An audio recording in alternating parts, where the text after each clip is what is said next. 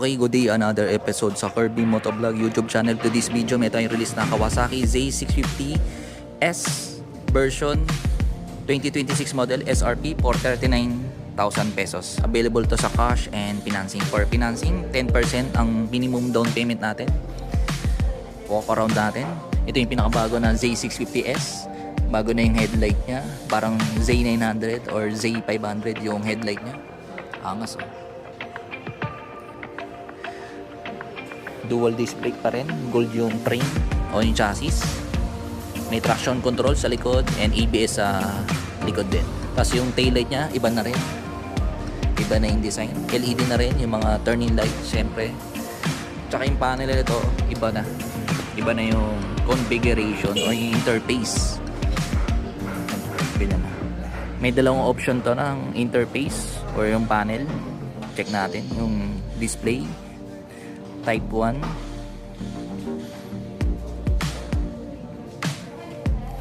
Ito naman yung Type 1. Same pa rin siya sa dating panel or yung itsura, pero iba lang yung interface. Ganito na yung Type 1. Mas maganda yung Type 2. Lagyan natin doon.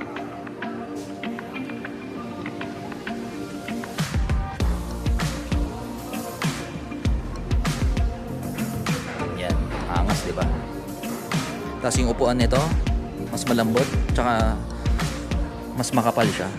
Mas okay siya compare sa dating previous model na 2024 model.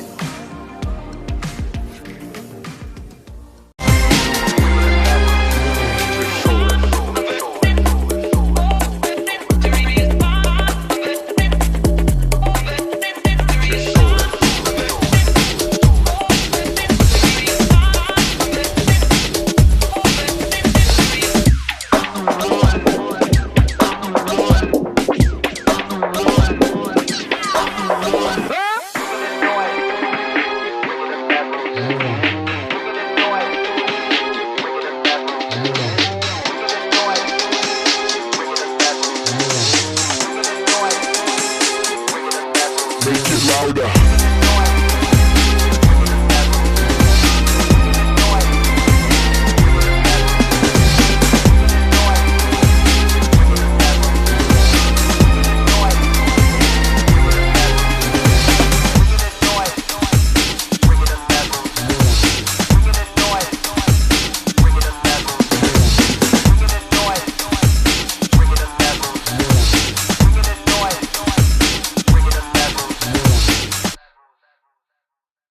Pagbukas ng tangke sir, ito po.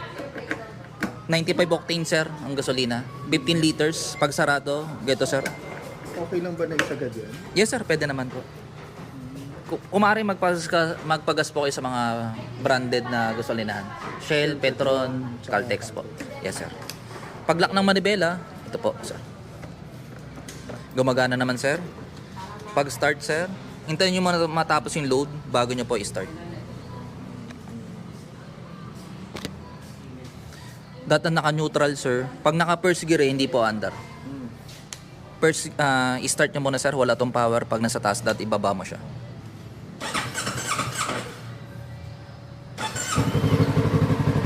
Bago mo gamitin sir, painitin muna natin. May 60 Celsius siya sir, bago siya pa-underin. Sa ngayon sir, wala pa kasi malamig pa. Habang hinihintay natin mag 60 sir, check natin yung mga signal light kung gumagana po. May check engine pa to sir. Hintayin muna natin matapos yung PDI bago namin ipasok sa computer para mawala. Yung ABS yan sir, mawawala yung pag umandar na. Signal light sir, left side, LED na po yan. Right side, gumagana po. Hazard sa unahan, gumagana. Lagi nakabos yung headlight. High and low. Passing. Busina. Sample sir, naka-side stand, tapos ang first gear ka, mamamatay yan sir. May sensor po yan. For safety. Okay. Check natin yung likod sir. Hazard sa likod sir, gumagana po. May konting play yan sir. Para hindi agad maputol. Pero siyempre pag napuruhan, mapuputol yan sir. Depende lang sir, pwedeng ibalik din if ever. As long na buo pa rin yung pinaka-bracket sir. Left side sir, gumagana signal light. Right side, gumagana po. Brake light sa likod. Oo, front brake gumagana po, tail light. Rear brake gumagana po. May 56 Celsius na siya, sir. Dapat 60, sir, bago mo paandarin or i-rev. Sir, unang rev, sir, ikaw. 60 Celsius na. Sige, sir.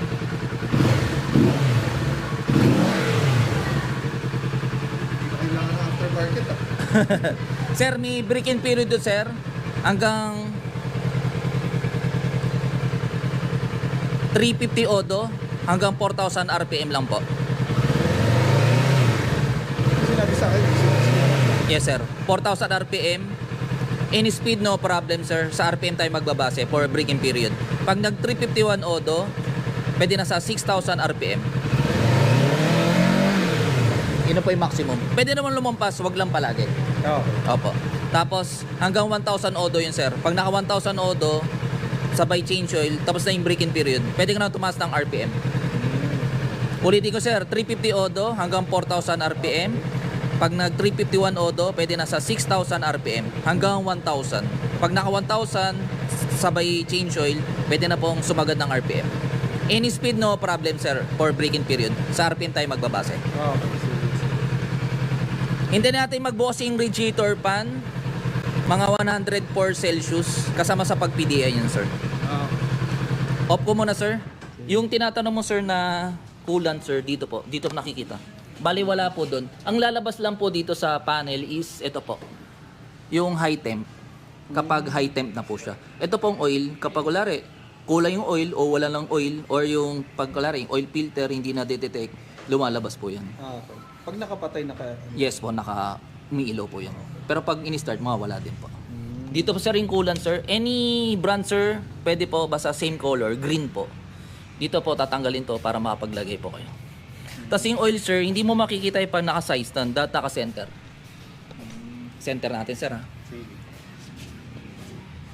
Yan po. Diyan po makikita kung marumi po o malinis. Hindi yan puno, sir, hanggang dito lang, sir. May level lang po yan. Itong ano na to? Ano po? Saan to? Yung ito ano? Brake fluid po to sa likod, sa unahan, ito po. Tapos, unang change oil, sir, 1,000 odo or 1 month.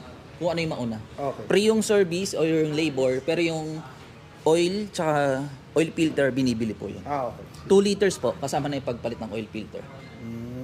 Kaya medyo tipid po sa maintenance. Pwede ka magpalagay ng slider, sir, busina or ilaw, basta plug and play, sir. Sa electrical, basta as long na hindi walang putol sa wire para hindi ba-void yung warranty. Kung gusto mo maglagay. Kung gusto mo magpalit ng muffler, if ever, 1,000 odo, slip on lang, sir, or cut delete. Pag full exhaust, void yung warranty. Oh, okay. Opo. Pwede naman yun, sir, basta 1,000 odo, tapusin muna yung break-in. Saka mag-plug in. Yes, sir. Kumare sa Orion ka lang magpagawa. Maganda Yung yun. naisip ko. Dito Opo. rin yan, di ba? Sa Pilas Pinas. Hindi, sir. Sa ano yun? Quezon City pa. Quezon City ko. Opo. Or B-Max sa may Taytay. Opo. Break-in muna natin, sir, 1,000 para malaman natin kung may problem ba. Pero so far sa mga Z650, wala naman nagiging problema, sir. Tapos ABS yan, sir. Harap at likod. Traction control sa likod lang po. Ano po ba yung nagagawa ng traction? Traction control, sample, na detect niya na madulas o mabuhangin, kinokontrol niya yung power ng gulong. Para yung panagpiga ka, hindi masyadong full power. So, advisable ba na lagi ko lang naka-on yung Traction control, ito po, select mo lang. 1, city driving. 2, pag maulan or mabuhangin o madulas yung daan. Kung ayaw mo may pumipigil o mag-circuit ka, ino-off po yan, sir. Kahit 1 lang, sir, pwede naman po. Dito lang, sir. Tapos dito, sir, pag pinuto yung up arrow, odo, 0, brand new, trip A, or Las Piñas to Binyan, diyan mo ma-check kung yung ilan yung tinakbo. Trip B, dito rin po. Temperature, paano i-reset yun? Pagka... doon po sa kabila, sir. Dito po, ito. Right button, sir. Or left button.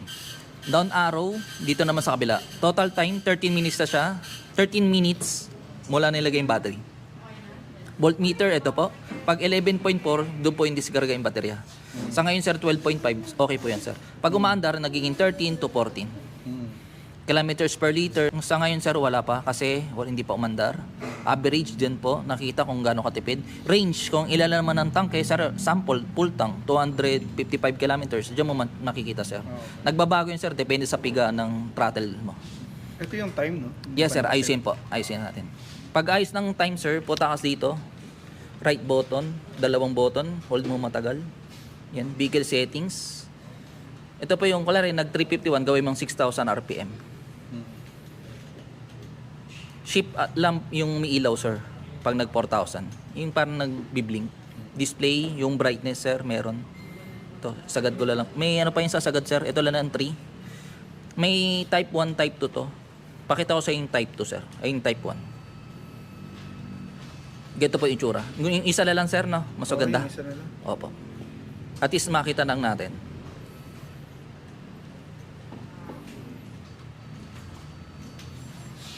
Type 2 lang sir. Tapos, pag may gagawin pa, yung oras, right button. Pag wala na po sir, dalawang button.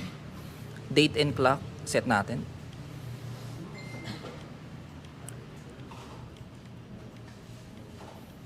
$15 na po ngayon. 12 hours o 24 hours, sir? 12 hours na lang. Ano oras na po sa inyo, sir? 4:31.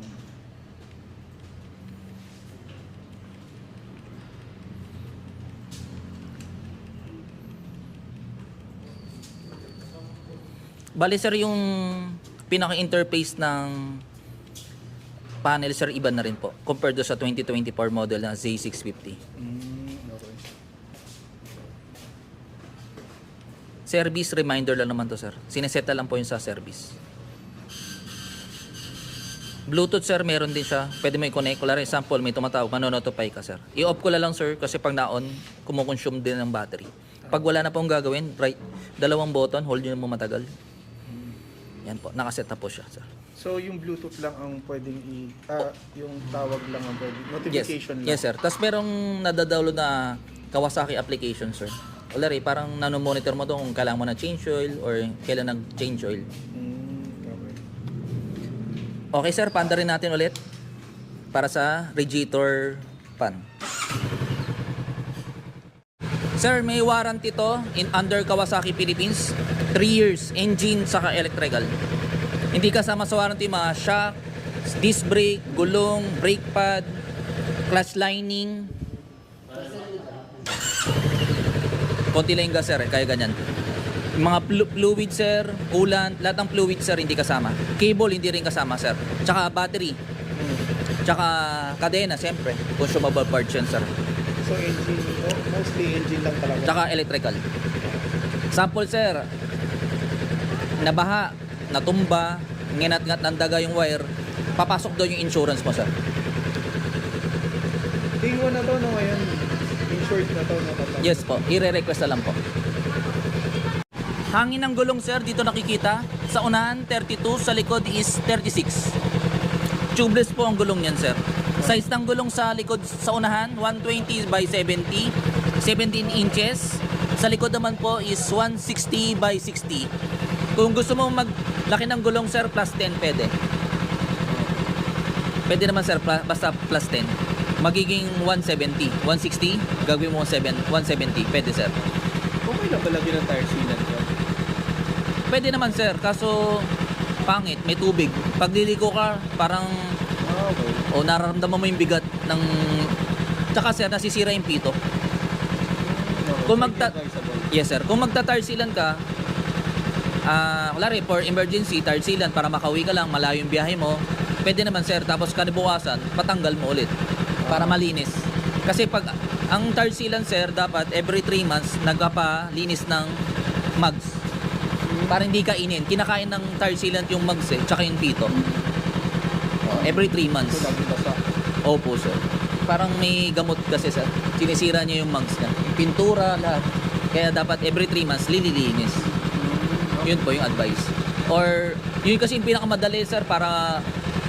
Kasi minsan, walang vulcanizing. Hindi nila tinatanggal kasi wala silang gamit. Oo. Opo. Minsan, tire sealant na lang. Or pasak yung ginagawa nila. Oo. Ito, sir, may adjustment dito, sir.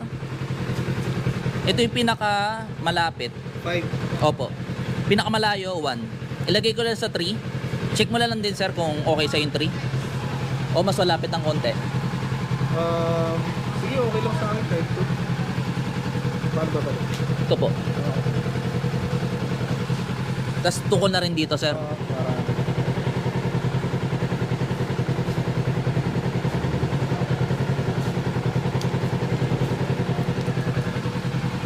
Eh sir, 98 Celsius sir, malapit na para sa radiator. Kasama sa pag-PDA yun sir.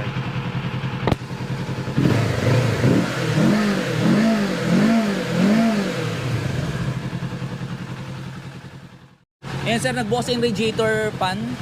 Ang buga sa kabila po. Ayan sir. Sa kanan lang po. Ayan po umiikot. Pag namatay yung radiator pan, pwede na off na natin sir. Pero pag papaandar yung motor sir, 60 Celsius lang, okay na yun. Pero sample, nag-park ka, tapos lumamig ng naging 55, painitin mo muna.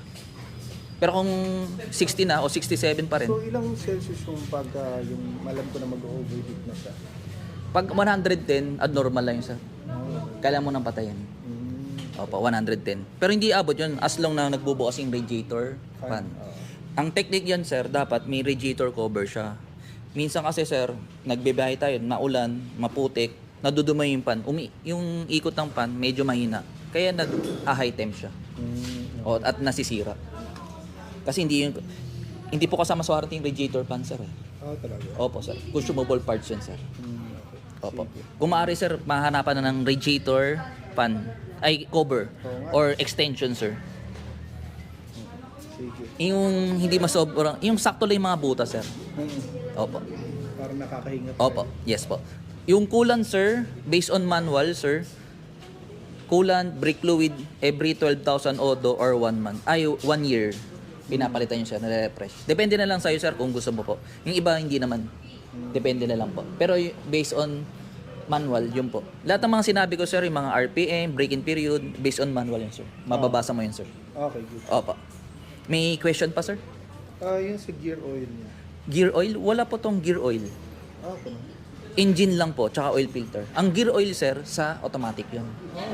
Opo, wala siya. Galing yung scooter. Gear oil, wala po. Transmission po yun, kasi kadena po tayo. Okay, Opo. Bale, i-maintain mo lang yung kadena sir. Ng chain lube. Okay. Chain lube po.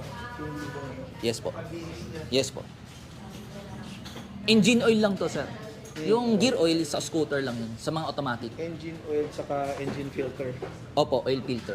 Oil filter sir. Tapos sir, kung magpapalit ka ng muffler, magpalit ka ng air filter, high flow.